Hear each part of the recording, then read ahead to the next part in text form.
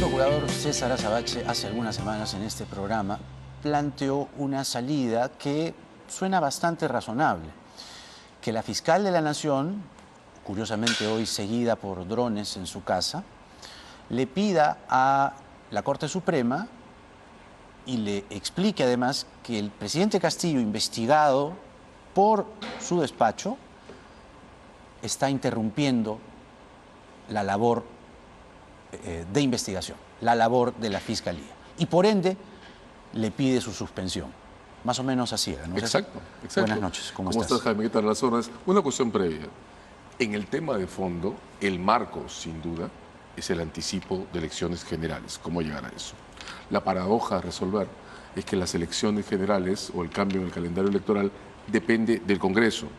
El mismo Congreso que, como Walter te decía recién, no está ni siquiera pudiendo transitar la ruta de la vacancia. Lo más importante para el Congreso es condecorar a un señor que estuvo 5 días y que nadie lo reconoció y lo sacaron. El señor Cabero acaba de proteger. El señor Cabero acaba de proteger. En eso están pendientes, pues, en sus intereses, en sus nimiedades. Por eso digo, ahí hay una paradoja, porque en términos conceptuales sí, la salida correcta es el anticipo de elecciones generales. Sobre el tema de las suspensiones judiciales, antes de repasarlo, ha habido urgencia.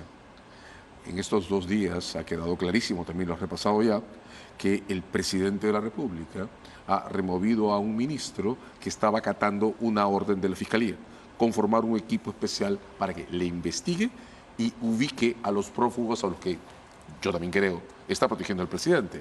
En este instante, Jaime, la primera medida urgente pasa no solo por la investigación que la Fiscalía ha declarado iniciar, sino porque la Fiscalía de la Nación solicite a la Corte Suprema una orden judicial que asegure que ese equipo de investigación no sea desarticulado, ni que el presidente planee o desarrolle ninguna interferencia para esa labor. Ese equipo de investigaciones tiene que ser protegido por el Poder Judicial.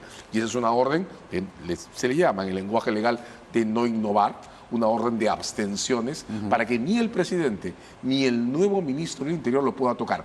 Eso en ese instante creo que es urgente. El primer capítulo en la dirección a la suspensión judicial del presidente de la que hablamos la última vez.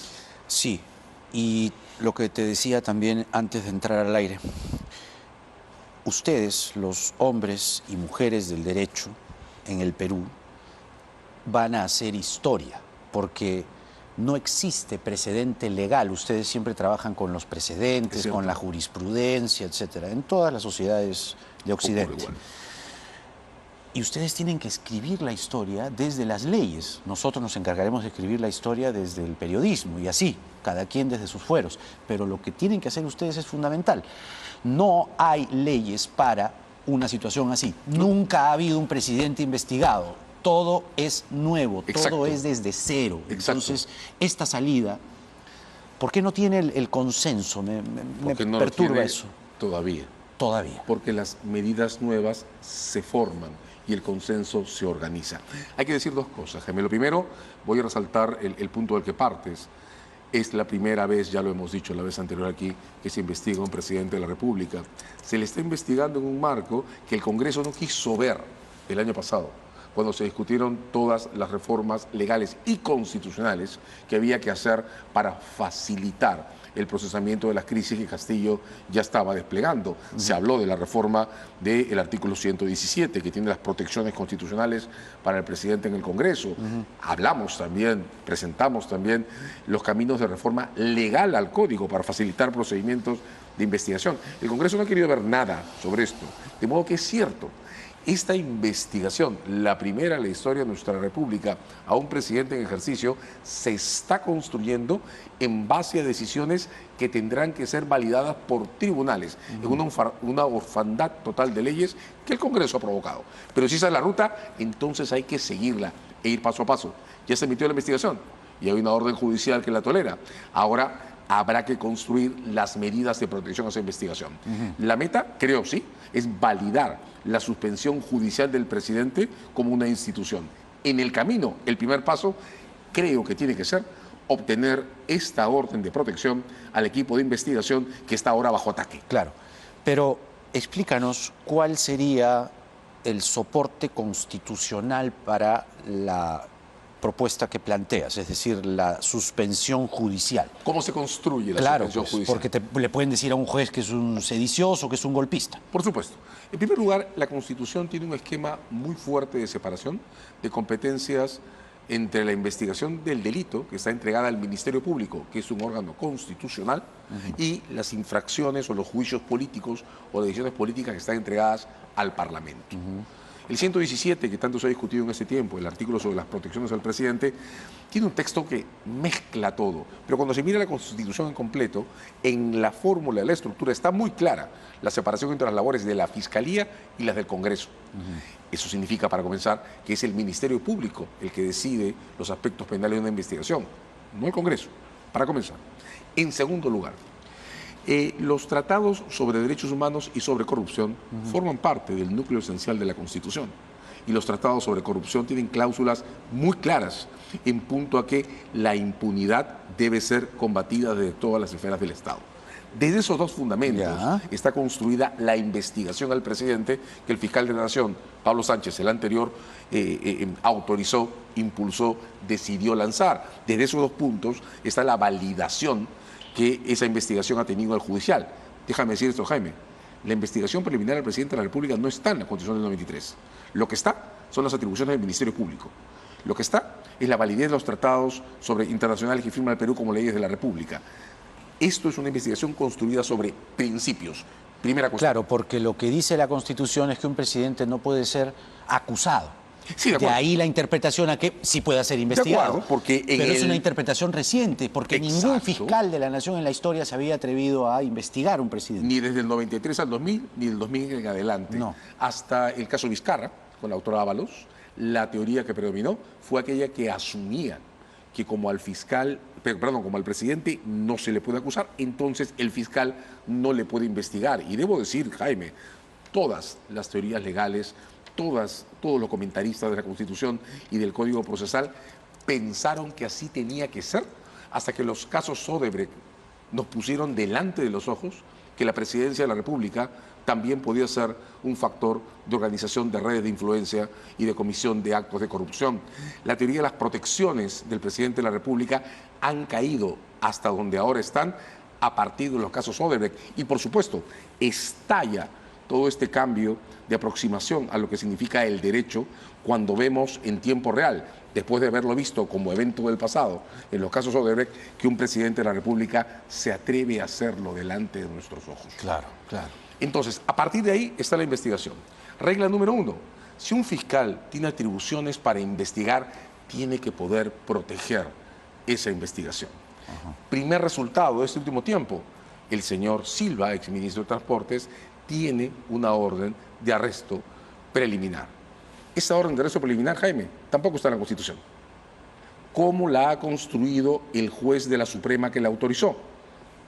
Mirando el espíritu del código, el sentido del código, en términos de tomar en serio lo que un fiscal debe hacer cuando investiga, y declarando que una antigua ley del 2001 que nadie derogó jamás, que prohibía esas detenciones, no se puede aplicar a este caso por la gravedad de los hechos, por lo que significa el comportamiento del ministro y porque los deberes de la Fiscalía y los deberes judiciales de asegurar esas investigaciones son más importantes que una ley pensada en otras coordenadas. Ese movimiento, crear la investigación de la presidencia, luego de haber creado... Le acaban de abrir otra investigación por encubrimiento real. Por supuesto, pero déjame decirte esto, después de haber autorizado esa orden de detención preliminar, abre la pauta de lo que ahora hay que hacer, porque ahora la pregunta, como te digo, la primera, hoy la primera, es el judicial. ¿Va a conceder a la Fiscalía de la Nación una medida que puede pedir, que debe pedir desde mi punto de vista, para proteger a ese grupo? Mi respuesta es sí. Creo que tiene que hacerse ese pedido, tiene que concederse. Y después de eso, si aparece la evidencia final que termina de confirmar lo que ahora es claro intuitivamente, que es que la destitución de González... No solo intuitivamente. No solo intuitivamente, en los hechos. Ya en los hechos. Ya en los hechos. Ahí hay un punto que es el que creo que falta para que en este instante tenga sentido pensar en la suspensión y para que tengamos que transitar todavía por esa medida de protección. Nota, Jaime, que cuando Castillo remueve a González, no remueve el equipo que le investiga, remueve al jefe que los nombró. Desde el punto de vista de cómo miramos las cosas en el derecho penal, eso se llama tentativa. Comienzo o inicio de ejecución, ahí está el debate. Comienzo a hacerlo, pongo al otro ministro. El otro ministro, el nuevo, abre su posición diciendo que va a revisar qué ocurre. Estamos a tiempo de pararlo. Pero si lo paramos, la interferencia ha sido intentada, no llega a alcanzar destino. Ahora nos falta confirmar que esa intención de interferir sobre las investigaciones se mantiene para que, desde mi punto de vista, la Fiscalía esté en posición de pedir esa suspensión. El primer paso, por eso digo, el inminente, el urgente, es proteger a ese equipo de investigación. La perspectiva, llegar a la suspensión. En el camino sí voy contigo. Crear el consenso para que todas y todos quienes estamos en el sistema legal aceptemos que la suspensión es posible y necesaria si lo que estamos viendo delante logra convertirse en evidencias de la Fiscalía. Y yo quiero insistir, porque hay un actor que está faltando en esta trama, que es la calle. No como factor decisivo, deliberante podría ser, porque ha sido deliberante con Merino y fue deliberante con Chávarri. Quiero volver a repetir el ejemplo, porque si se entiende bien, todos aquellos que marcharon contra Chávarri lo hicieron pensando en la institucionalidad. Eso espero. Creo que sí. Todavía tengo buena fe. Y salieron en Año Nuevo. Dejaron su Año Nuevo al lado y fueron a defender a los señores Vela y Pérez. Porque Chávarri había, desde la institucionalidad, desde el Ministerio Público, querido blindarse. Entonces ya es una persona investigada, con serias sospechas sobre sí, cargándose la institucionalidad. Ministerio Público, Ministerio Público. Acá estamos hablando de la Presidencia de la República, la institución de la Presidencia de la República, un señor blindándose con la institución de la Presidencia y nadie hace nada. Y ahí nota, ahora que has hablado de la diferencia de gravedad, esto es más serio todavía que lo de Chávarri. Normalmente, cuando en el lenguaje de los abogados se habla de interferencias a procesos, se piensa en testigos, recuerda el caso Vizcarra, instruyendo a la gente de su entorno sobre cómo debía declarar, o se piensa en documentos, Chávarri robándose las cajas. Deslacrando la oficina. Para robarse las cajas. Con absoluto desparpajo. Normalmente la referencia para interferencias son los testigos y los documentos.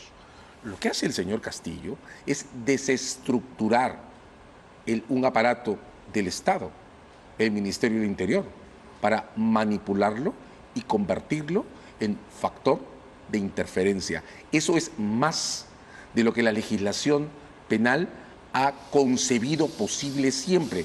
Por eso, abrir espacio para esa suspensión judicial casi inminente, creo que es imprescindible, porque esto está más allá de lo que el propio legislador pensó que podía pasar e intentó prevenir el Código 2004. Déjame decirte esto, Jaime, para que quede claro además.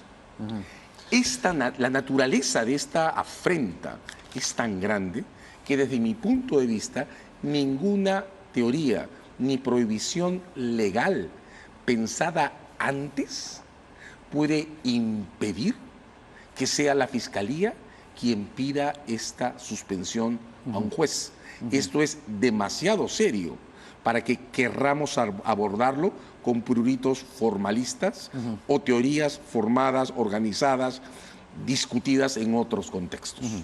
César Azabache ha sido procurador anticorrupción y ha estado con nosotros esta noche. Gracias, César, como siempre. Encantado, jefe.